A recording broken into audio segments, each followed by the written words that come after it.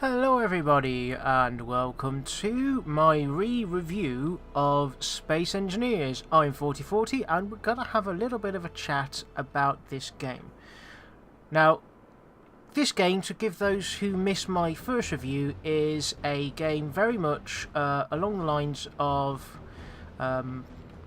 people have referenced it as being like Minecraft in space, which isn't 100% incorrect. It's not exactly like Minecraft, but you could be calling it Minecraft in space. If you're the kind of person that likes Kerbal Space Program because of the challenges of building and engineering, and you like Minecraft because of building and exploring, and you like space games, then this is definitely a game that you guys are going to want to keep an eye on.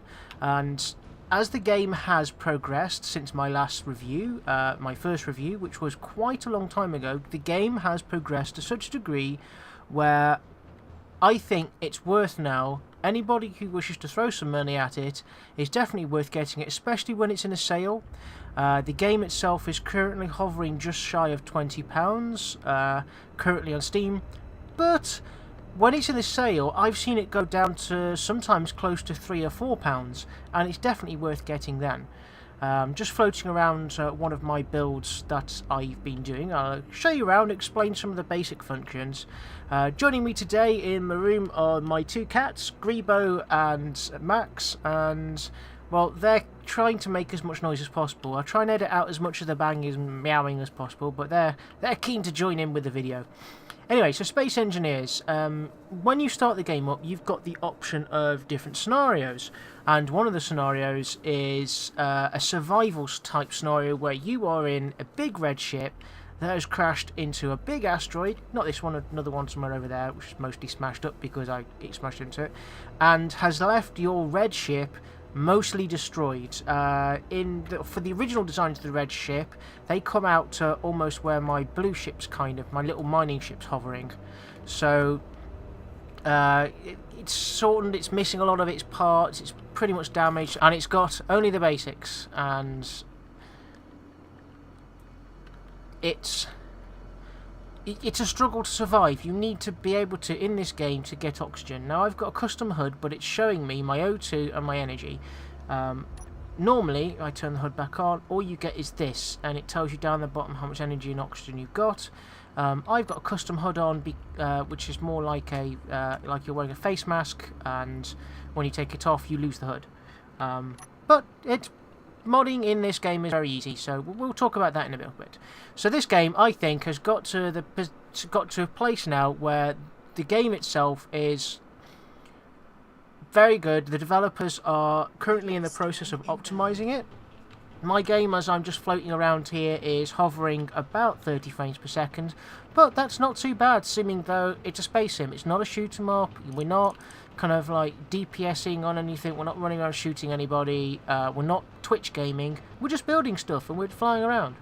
Now, this does have a multiplayer, and it does have the option of having guns and rockets and missile launchers, and you can build some pretty nasty warships. When there is a lot going on, the game does tend to bog down, and this game currently is in the process of being optimized by the developers. So, talking of the developers, my last video I voiced some concerns about the developers who are working on this project, as a previous project that they'd worked on hadn't worked out so well for the game. It kind of got abandoned. Well, I'm happy to report that despite quite a few people's let's go with the word concerns, because they had nothing of evidence to point that these guys could actually develop a good game, these guys have pulled this out of the bag. This is an amazing game. The amount of commitment to the community that these developers have puts... It's very similar to the way that Minecraft used to operate, where there was weekly updates. The developers working on it, like Notch, would be talking to people. We've got Twitter update, Facebook update, and with this particular game, you get a update every single Thursday. There's always something to look forward to. Sometimes the updates are small and basically are just optimization updates. Sometimes they add in a new block, which means that, you know, everything suddenly changed. Like they added in oxygen not so long ago, so now all of your ship designs are probably a little bit Broken because, well, nothing is airtight. Nobody's built anything to be airtight because air, until this point, hadn't been added into the game. It was proposed to be added in the game, but now you've had to add things like airlocks and air filtration systems, and there's new materials to go and mine like ice. So let's quickly demonstrate that. So if my little fighter right here, so I come down here and press the X button to turn my jetpack off. So I'm just walking around under the gravity. So if I was on the bridge of my ship and controlling this, I would see through the camera that my little mining ship here had come in and docked. So either from the bridge or from here I'd get out, and first things first, I go over to this button and press T. I've already programmed it. It says hangar bay doors, and you can see these airtight doors now are closing, which is one of the new, it's part of the oxygen updates. It's been released in stages. So there we go, those doors now closed. So this is now sealed. If you see on here, these indicators are showing me that it's sealed up. So there's no air going to escape. And then I want to fill the room. And there we go, the room's starting to fill up. There we go. The room is filling up nicely. And as indicated by the green lights here, this is just an indicator. It's I'm using it from a mod, but it's so that from this camera I can see that this has now got oxygen, and that, or that it has got oxygen. It's not safe to open these doors, and now we can go into the main body of the ship. Now, when you start in this particular premise of the world, this ship's mostly gone. All this has been built by myself. We've got quite a lot of modded components in here. Now, there is a very active and communicative modding community with this game. If you like games where you can change it and mod it every now and again and change things or add things in that you think are lacking, like cosmetics blocks or new kinds of weapons or even other people's ships, the Steam Workshop has you covered. It's very, very simple. You find in the Steam Workshop, you find Space Engineers, massive list of mods. They're all categorized, so it's easy to find out which one you want. All you do is click one button and it's automatically downloaded to your game, and then when you open your game save file up, go into options, and then you can change the mods on the fly. You can edit the game settings on the fly. So in the middle of playing this, if I hadn't got all this and I wanted to add them, it'd be very, very simple. So we're just coming in from the hangar bay here, and we've got suit kind of preparedness, and as we're inside the ship and we have full oxygen, I'm just going to go ahead and hit J to take my helmet off. Now we're walking around, there we go, the oxygen is flooding, is being used now, so it's being slowly pumped in. We are flying around on the main kind of corridor utility bay almost, where all the piping goes to the rest of the ship. Towards the back here we've got one of the main reactors and electricity storage in case something goes horribly, horribly wrong, as well as a couple of gyroscopes either side. Now either side of this are the different wings of the ship, so let's go to the right hand wing. So open the doors there. And in this right hand wing, this is the industrial wing, so we've got some nice windows looking outside, but this industrial wing is filled up with our air processors. We've got 2 air processors, lots of oxygen storage tanks at the back there. We've got different screens telling us different displays and outlooks of work tables. We've got these oxygen generation plants here, which again, these are modded but very simple to use, very simple to input. We've got lots of work stations for looking after the other reactors, and we've got, if I put my helmet back on and press D, I'll open this nice little neat interior door, another mod, very simple, acts like a normal door like this one. Oh look, suddenly back outside again. If I put my jetpack back on, we can just float away from the edge of the ship. There we go, and we're back on the outside. So let's go back in again.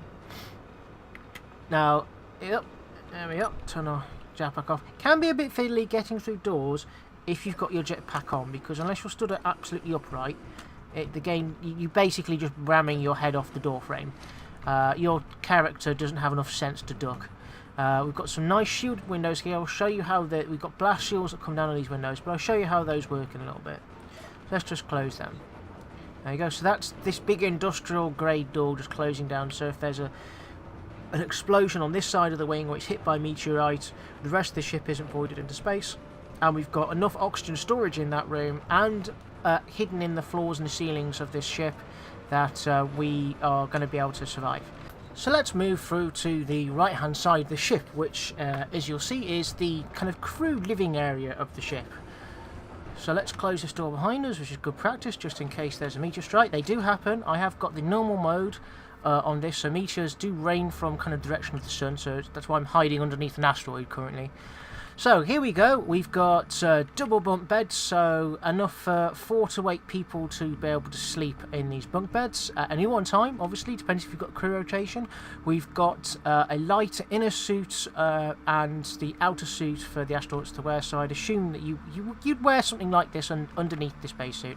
But there's a spare spacesuit here and enough lockers for everybody to store anything they want, or small storage basically. We've got an eating area with some nice screens. We've got secured away at the back here in the living quarters an armory in case it all goes horribly wrong. Currently that is just a cosmetic block though, so it doesn't spawn guns for you. We've got some fridges just in the corner there, and a really nice kind of cooking area. Again, these are literally just cosmetic jobs. These are just cosmetic blocks, but they look very cool and they're very easy to download. And then we've got the additional storage, which I'm going to be working on, section of this ship, and the oxygen generators for this side of the ship, indicating that we've got pressure. And I've got another exit entranceway on this side. So that's why there's astronauts suits there. So yeah, this is the living quarters of the ship. Let's just open that and close that. Now below us is another engineering section of the ship, but that's currently not pressurised. So I'm going to go outside of the ship and around underneath this when I come round to it. But let's head up the ship. Backpack on, and let's just go up this tunnel here. We're sideways. Yay! Just move around a bit. Now this particular level is kind of like in between the 2 main levels of the ship. So we've got kind of monitoring screens, and basically this level is purely here to give you direct access to the refinery, which sits behind this wall, and you can kind of hear clanking away.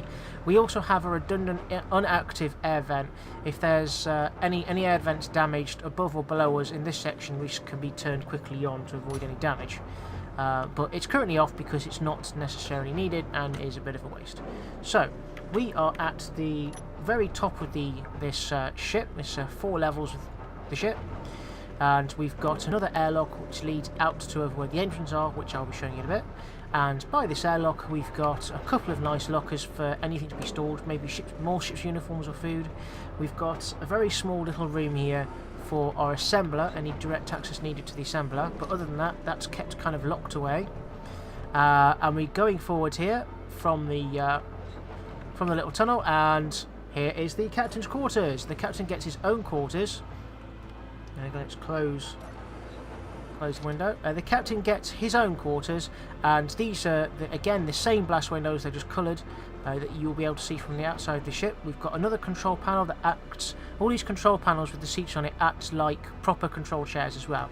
But this is basically just here for the captain to be able to monitor the ship, and he's got a nice bed that he can kind of sit down on and have a look around on, which is pretty cool. And if I leave my camera there and just hit K to bring up my menu, let's go captain's blast windows. Let's close the captain's blast windows. There we go. Look at the animation there. Very smooth, very nice. I like that. You can have all of the... let's open them again. There we go. And get out of the bed. So these can be shut in an emergency. If there is an asteroid storm, we can close the blast shutters, make them a bit more stronger. It means that they... well, it's more resistant, really. I believe the blocks do become slightly more tougher when you do close the windows. Now we've got another little conveyor which is exposed here, which is, well, we could have a ceiling. I think I was going to put a plate over it, like these have got plates here. Underneath this little platform are a load of more oxygen storage bottles, which leads to this kind of oxygen dispensing unit here. But this is a platform that overlooks the main bridge of this ship. So we've got plenty of command consoles, we've got different levels to the ship, we've got different command consoles. Some of these can be used to pilot drones, mining drones, or command the ship, or jump through. And then above everybody working would be the captain's podium with his own kind of information screens and a very good view out of all of the windows all around him and above him of what's going on with the ship. So let's leave the let's leave the bridge alone and put our helmet back on and leave the ship entirely, and I can show you around the outside of the ship. Now, those veteran players who have played this game before will recognise that the back end of this ship is the red ship that they start with in quite a few of the scenarios, but it's had its face smashed off. So everything from here, see where the grey panel is, forwards, more or less has been chewed off by the collision into the asteroid. So I just go down here, you can see into the captain's quarters, which is very nice, which is where we just were. We've got we've got one-way glass around the bridge. We've got nice blast doors there. We've got the living quarters here. Yeah, it's just told me there's a meteor storm inbound. You've got the living quarters here, which you can see into nicely. Again, the blast shutters can close on those windows and make it a bit more safe if necessary. As we come around here, you see the modifications have been made to the red ship. These grey extensions here, basically, when the ship comes in its normal form, there's a little walkway between these two engine pods which have got reactors in it. Well, I've removed the reactor out of this one and built an entire room, so we've got space for where the oxygen generation is. You can see I'm still working. Oh, there goes a meteorite. Just missing us. So we've got the oxygen generation area here, and we've got the crew's kind of quarters here with the strengthening bars that I'm putting across there. We've got a turret. I'm planning on adding more, but I kind of running out of parts. I need to go mining, which is why I am building a big ass mining ship down here. So this mining ship is basically a proof in concept, and it's going to get changed and altered until I like the design. Well, basically the front of the ship is going to be these drills, which is going to cover the entire front of the ship, and the ship kind of tails off. These drills are going to be 2 blocks wider than the rest of the ship, and then the ship tails off to where the rear engines are going to be. This engine cluster on top is literally just there to help control it. It's going to get taken off as soon as I decide to put the actual proper engines on it. For the meantime, we've got merge blocks and a connector connecting this ship to that ship. So currently this ship counts as this ship, and it's all exchanging power. It's got its own reactors, it's got a refinery in there as well, and a large cargo container, and they're all linked up together. Some of our pipes in there look like they've got red on them, so I'm going to have to change that. But this is how the system, everything works. Everything has to be connected up to each other, and that's how you transfer things between other things without you having to physically carry them. Now that's not quite finished in the middle there. That's fine. Now the concept behind this little ship is that because it's going to have such a big, large mining head and there are thrusters pointing upwards, which will damage the hull here, you have these merge blocks come out of the top of the hull, attach themselves to this ship, then and then you've got the option of either extending the connector to connect my inventories together and just transfer everything into the mothership, or pulling myself up, pulling this up because the thrusters won't be on there and I won't be using them, pull it up and connect it, basically nuzzle it close to the ship so that it be ready for any kind of transport. I'm probably going to build some kind of flange or thing around it so it should nuzzle into the ship as opposed to it being too obviously set outside the ship.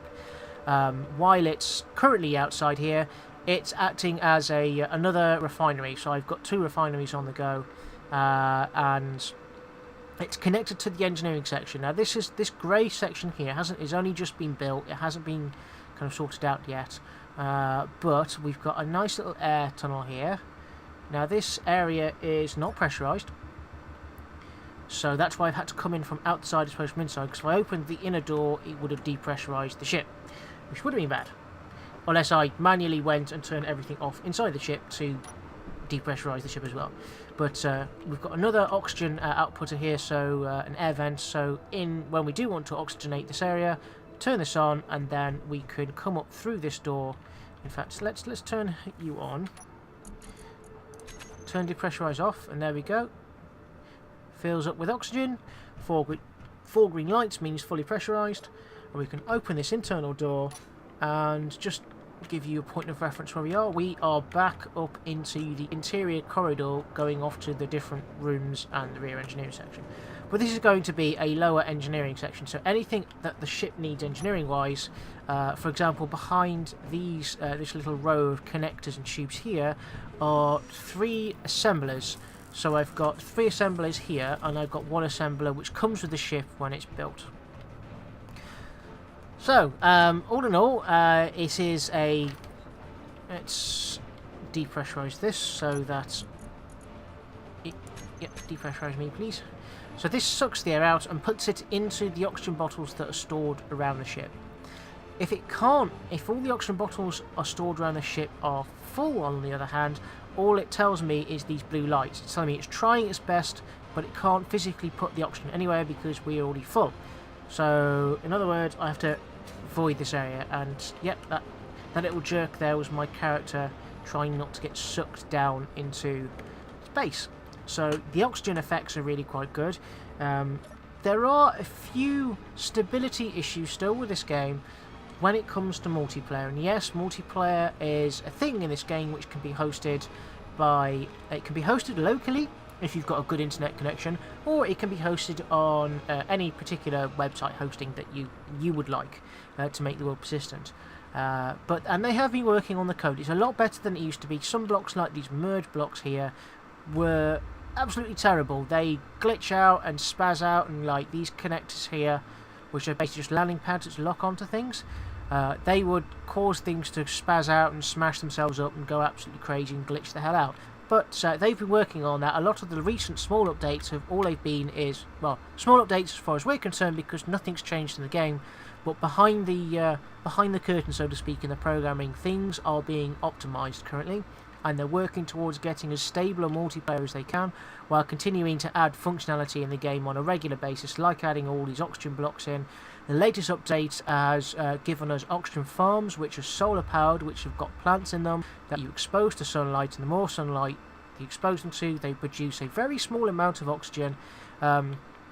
So to have enough oxygen to supply oxygen for me to survive inside of this little cockpit here, you'd need about 3 or 4 of them operating on full power. And these things aren't small or cheap to build, but they're an infinite source of oxygen which will never ever go away. So you've got to make the choice.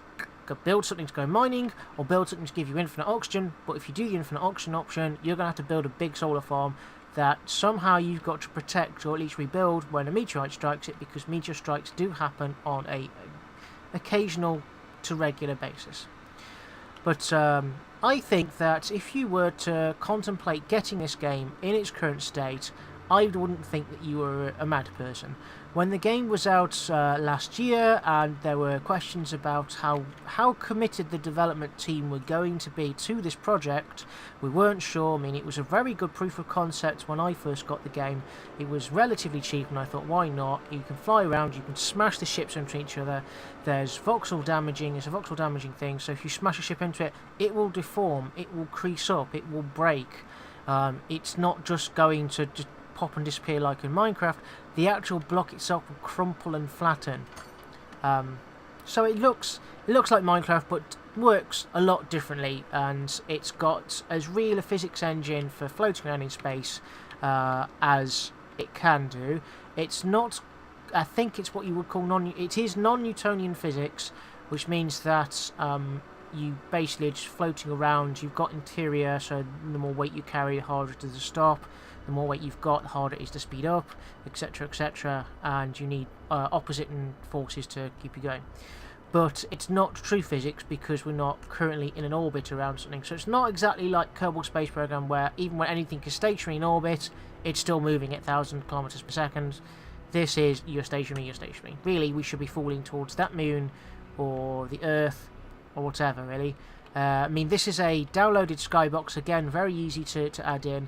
The actual skybox is a relatively blank skybox. It's a bit different to this. This is basically just synthesizing that you are in orbit around the Earth. There is an Earth. I'm not quite sure where it's gone. Oh, there it is. There it is, hiding behind an asteroid. Other recent changes they've made to the game is you can now have an infinite world. You can go on forever. There's things to discover, things to find. It can get a bit boggy, downy, if you're travelling quite fast and the world is randomly generating asteroids in front of you and random stuff.